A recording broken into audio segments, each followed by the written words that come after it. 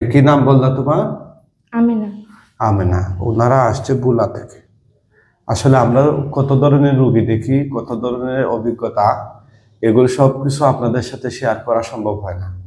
আমরা যে জিনগুলোকে কথা বলাই, এই জিনের কথা সাক্ষাৎকারটাই আমরা আসলে প্রচার করি। এগুলোর বাইরে অনেক তিক্ত অভিজ্ঞতা আমাদের প্রতিদিন অর্জন হয়। একটা মেয়ে, তার বয়স দেখলাম আমাদের ডায়াগনোসিস ফরমে 13 বছর। সে পড়াশোনা করে এবং বিভিন্ন কারণে তাকে কবিরাজ, সমাজে প্রচলিত কবিরাজের দ্বারস্থ হন তার বাবা মা। হওয়ার পর তাকে তারা চিকিৎসা দেয় বিভিন্ন পদ্ধতিতে।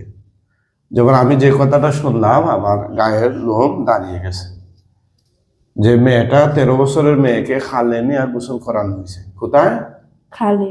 খালে। খালটা কোথায়? গ্রামের বাড়িতে? মানে বাজারে।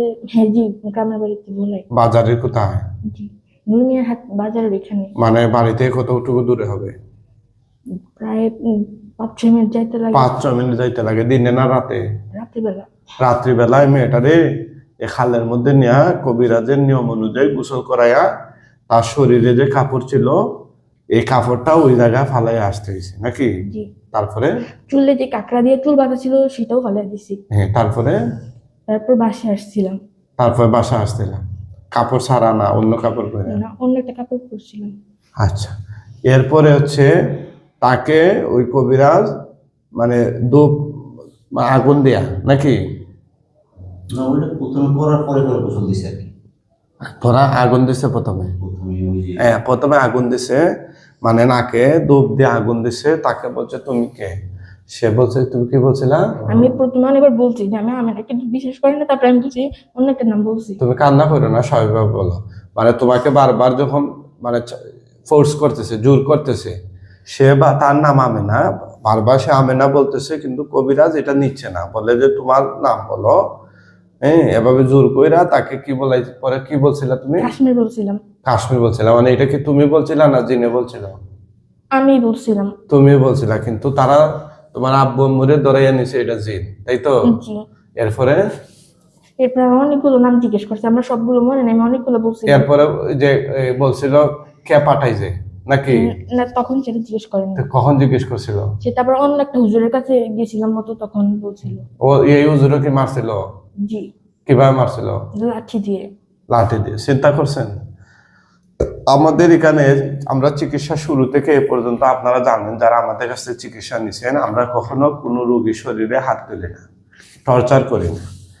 অনেক সময় ভিডিওতে দেখেন এই যে স্কেল, যেটা এটা একটা স্কেল, এটা প্লাস্টিকের, লোহা না। এটা দিয়ে আমরা মেয়ে রোগীরা যারা সামনে থাকে ওদের মনোযোগ আনার জন্য আমরা ওদের শরীরে এটা দিয়ে আমরা কি করি, দৃষ্টি আকর্ষণ করাই, কিন্তু এটা দিয়ে আমরা কখনোই টর্চার করি না। অনেক জায়গায় এই যে ট্রিটমেন্টের নামে ওনারা লাঠি দিয়ে আঘাত করে। একটা রুগীকে নিয়ে যা আবসা হলো আমার কাছে, এখন যদি আমি তাকে মারধর কইরা আদামরা কইরা দিই তাহলে তো সমস্যা। হ্যাঁ, গার্জানে মনে করলো যে উজুরে মারতাছে জিনরে। বডিটা কার? এই শরীরটা কার? ওইটা তো ওর শরীর। মনে রাখবেন, জিনের কোনো শরীর নাই, কি নাই? জিনের কোনো শরীর নাই, বডি নাই। কথা ক্লিয়ার? জিন হচ্ছে একটা আত্মা। জিন কি? আত্মা। আত্মাকে কখনো আপনি লাঠি দিয়া মারতে পারবেন না। এটা পৃথিবীর ইতিহাস কোনো নজির নাই। আপনার ভিতরে যে আত্মা আছে এটা রেখে লাঠি দেখে মারতে পারবো? মারলে তো শরীরে পড়বো। জিনের আত্মাটা যখন কারো শরীরে প্রবেশ করে তখন সে জিন হয়ে ওই রোগীর মুখ দিয়ে কথাগুলা বলে, কিন্তু বডিটা তার, এই আমেনার। এখন যদি কেউ জিন মনে কইরা বডিতে বাইরে ফিটায়, ধরেন অরিজিনালি জিন আসছে, মারা হলো আমেনারে, তাহলে কিন্তু আলটিমেটলি জিনে পিঠা খাবে না, কখনো খাবে আমেনায়। কে খাবে? আমেনায়। এরকম কাজের জন্য আমরা বিতর্কিত হচ্ছি অনেক জায়গায়। বিভিন্ন মোল্লা মুন্সি, কবিরাজ, ওরা এভাবে পিঠায় ইচ্ছা মতো হাত পা বাইন্দা মরিচ লাগাইয়া দেয়, আগুন ধরাইয়া দেয়, আর পরবর্তীতে বদনাম আমাদেরও হয়। মানুষ মনে করে যে কোরআনিক চিকিৎসা যার ফুক মানেই মনে হয় পিটাপিটি। নাউজুবিল্লাহ বলেন না? হ্যাঁ, শান্তশিষ্টভাবে এই যে আমরা যে তেলাওয়াত করলাম দীর্ঘ সময় রুকিয়া করলাম, এটা হচ্ছে শুধু তেলাওয়াতের বিষয়। জিনকে আমরা শাস্তি দিই তেলাওয়াত দিয়ে, লাঠি দিয়ে নয়। বুঝেন না? অনেক জিন আছে বেপরুয়া, তাকে মারতে হয়। তাকে কিভাবে মারি আমরা? রোগীর শরীরে না বালিশ আই না, ওই বালিশের মধ্যে জিনের রুহুটা আনি আই না, এখানে ফিটাই বালিশে, তখন জিনের শাস্তি হয়। কিন্তু আপনি এটা রক্ত মাংসের বডি, চামড়ার, এটা তো তার বডি, এখানে যতটা আঘাত করা হবে প্রত্যেকটা আঘাত তার লাগবে। এই যে দোয়া যেটা নাকে মুখে ধূপ জ্বালাইয়া দেওয়া হয়, এটার কারণে স্ট্রোক করতে পারে সে। অনেক মানুষ দীর্ঘমেয়াদী পাগল হয়ে যায় এগুলোর কারণে। বুঝেন না কথাটা? এই যে আপনারা এত দূর থেকে আসছেন, ভোলা, বরিশালের ভোলা কিন্তু অনেক দূর। বিষয়টা হচ্ছে আপনারা চতুর্মুখী একটা বেড়াজালে আবদ্ধ হয়ে আছেন। আপনারা একটা মানে এমন একটা পরিস্থিতিতে পড়ছেন, সমস্যা কি তাই বুঝতেছেন না। যে যেভাবে বুঝাইতেছে সে সেভাবেই, মানে আপনার এখন মেয়ে যেটা বলতেছে আপনাদের কাছে মনে হচ্ছে এগুলো মনে মিথ্যা। আমি যেটা বুঝতেছি আর কি, মানে সে মিথ্যা কথা বলতেছে নি না। আমার কথা শুনেন ভাই, যাদের শরীরে জিন আসে, ওই পরিস্থিতিতে যদি তার শরীরে জিন আসতো, তাহলে তার মেমোরিতে এগুলা কিছুই থাকতো না। এই কথাগুলা যেগুলা সে বক্তব্য দিয়েছে, সে বলছে এগুলো কাশ্মীর, সে বলছে পরিস্থিতিতে পইরা মায়ের খাইয়া বলছে। ওই কথাগুলা জিনে বললে জীবনেও মনে থাকবে না। আমরা তো জিন এক্সপার্ট, জিন বিশেষজ্ঞ। যখন আমরা জিনকে মাইরা ফালাই, বর করে অনেক কথাবার্তা, ঘন্টাখানিক কথাবার্তা বলি, রুগী স্বাভাবিক হওয়ার পরে তখন ওই রুগীর আর কিছু মনে থাকে না। 1 ঘন্টা কি বলছে, এখানে আমি আসলাম কিভাবে, কি আসে বিষয়, মানে তার কিছু মনে থাকে না। আর কেউ যদি পরিস্থিতিতে পইরা কথাগুলা বলে, তাহলে তো তার পুরোটাই মনে থাকবে। না এখন ওই যে আপনার কাছে নেওয়ার আগে যে সিমটম করছে, সিমটম তো এটা তো আরো আদার সমস্যা, বদনজর বা জাদু, ব্ল্যাক ম্যাজিক এগুলা থাকতে পারে। সিমটম ঠিক আছে, কিন্তু ঘটনাটা আপনি কি হয়েছে বুঝতে পারছেন। ওইটা তো হইলো আপনার কথা ঠিক আছে। এখন আমরা যখন আলামতটা দেখছি, তো ওই যে ও বলছে, কিন্তু ভাই আমার কথা শুনেন, আপনারা শিক্ষিত মানুষ, এই যে ফর্মটা সম্ভবত আপনি ফিল আপ করছেন, তো অবশ্যই ভালো পড়াশোনা আছে, কিন্তু কাউকে অন্ধভাবে বিশ্বাস করা যাবে না। দুনিয়াটা বেজালে ভরে গেছে। কথা বুঝছেন? আপনার বাচ্চারে একজন মানুষ মারপিট করবে, আপনাকে চোখ কান খোলা রাখতে হবে যে এটা কি চিকিৎসা নাকি অপচিকিৎসা। এই যুগে এখন 2025 সাল, এখন উস্তাদ ছাত্রকে মারা নিষেধ, সরকারিভাবে নিষেধ। জিন তারানুর নামে তার পিঠে যতটা আঘাত লাগছে, প্রত্যেকটা আঘাত তো আপনার মেয়ের পিঠেই লাগছে। আমার কথা বুঝেন নাই? বুঝতে পারছি। আমরা বদনামি হচ্ছে, ধাপে ধাপে মানুষ ফোন দিয়ে আমাদেরকে কবিরাজ বলে। আমাদের কাজ কবিরাজি না। কবিরাজ হচ্ছে যারা তাবিজ কবজ দেয়, যারা গাছের শিকড় বাকড় ভেষজ বিক্রি করে রাস্তার বসে, ওরা কবিরাজ। আমরা কোরআন দিয়ে রুকিয়া করি, ঝাড়ফুঁক করি, যেটাকে আরবিতে বলা হয় রুকিয়া, বাংলায় বললে ঝাড়ফুঁক। বুঝছেন? এখন ঝাড়ফুঁক নাম শুনলে মানুষ মনে করে এটা কবিরাজি, এবং এটাতে মারফিট আছে, মরিচ আছে, আগরবাতি, মোমবাতি, বক্কর সকর, পাতিল সাতিল। দেখেন আমাদের এখানে এই আমাদের নামাজের পরিবেশ রুমের মধ্যে এই ধরনের বন্ডামি হাবিজাবি নেই। কথা বুঝছেন? অনেকে ফোন দিয়ে বলে যে হুজুর আসার সময় কি নিয়ে আসতে হবে। আমি কই রুগী নিয়ে আসবেন, হুজুর আগরবাতি, মোমবাতি, ফাতিল, এরপরে এগুলা লাগবে না, হাঁস মুরগ ধরুন, তো কথা বল, হাঁস মুরগ লাগবে কেন? আমরা তিন দিন আমরা মানে এগুলো করার পরে আমাদের কাছে জানি কেমন লাগতেছে। আপনারা তো উল্টা জাদুগ্রস্ত হইয়া যাবেন যে কাজগুলা করছেন। এই যে আপনি আপনার মেয়ের রাত্র তখন কয়টা বাজে? নাউজুবিল্লাহ, রাত্র 12টার সময়, রাত্র 12টার সময় তারে নিয়ে খালের মধ্যে গোসল করানো। মেয়ে তো এমনি জাদুগ্রস্ত হইয়া যাবে। এগুলা তো শয়তানের পূজা করা হয়েছে। আমার কথা মনে বুঝেন না? এটা কোনো ধরনের ইসলামী শরীয়তের চিকিৎসার পদ্ধতি না। বুঝছেন? আমরা কিন্তু এমন না যে আমি কথাগুলা বলতেছি আরেকজনকে টার্গেট কইরা যেন রোগীরা আমাদের কাছে চলে আসে। আপনারা ওখানে সকাল থেকে বসা দেখছেন কত হাজার মানুষ ফোন দিচ্ছে, আমরা সিরিয়াল দিচ্ছি না, আমাদের সুযোগ নাই, তাই তো?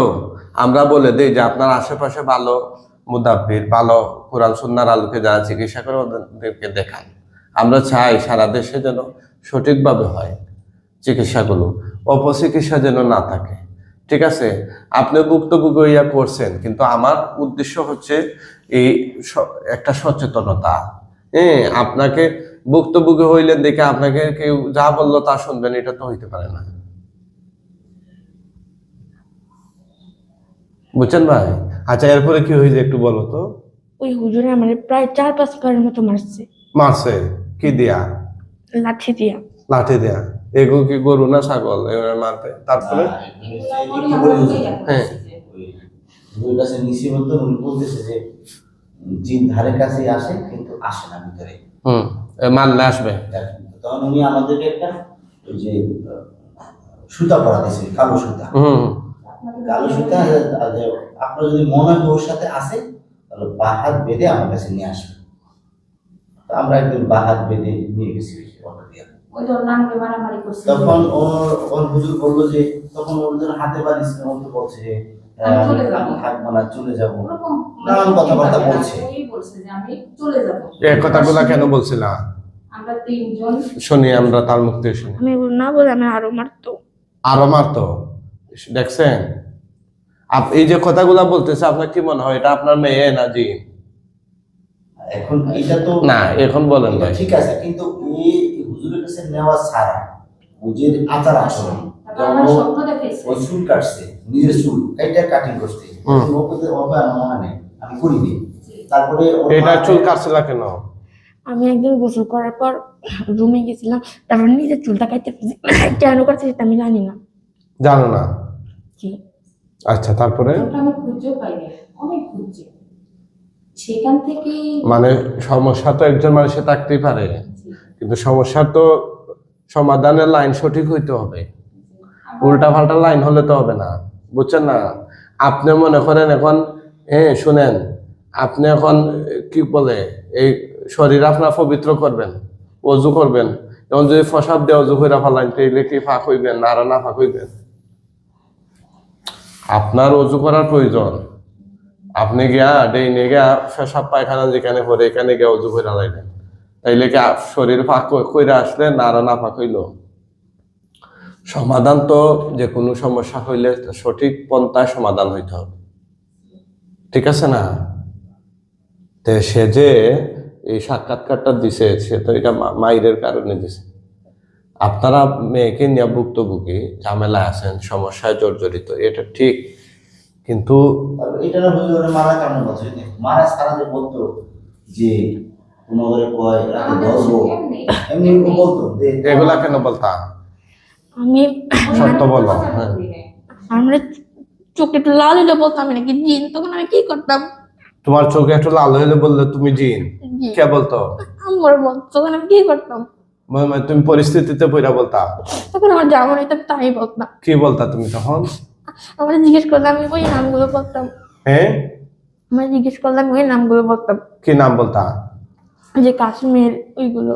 কাশ্মীর? জি। হ্যাঁ, আমি ইয়া করতেছি তো। হ্যাঁ, এটা এক মিনিট একটু হোল্ডে রাখেন, বলেন লাইনে থাকতে।